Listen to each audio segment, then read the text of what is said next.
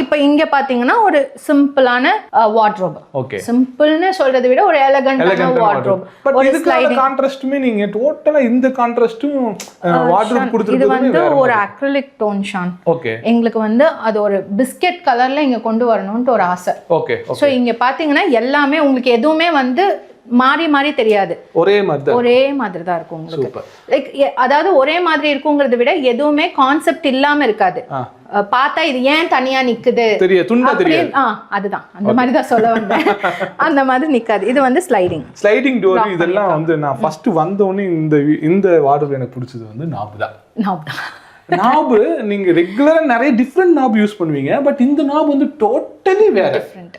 இது எதனால இந்த நாப்? அது ஒரு காப்பர் டச் கொடுக்கணுங்கிறதுக்காக தான் அந்த நாப் கொடுத்தோம். உங்களுக்கு ஈவன் நல்லாவே உங்களுக்கு ஓப்பன் பண்ணிட்டு க்ளோஸ் பண்ணுங்களேன், நல்ல ஃபோர்ஸா தள்ளுங்க.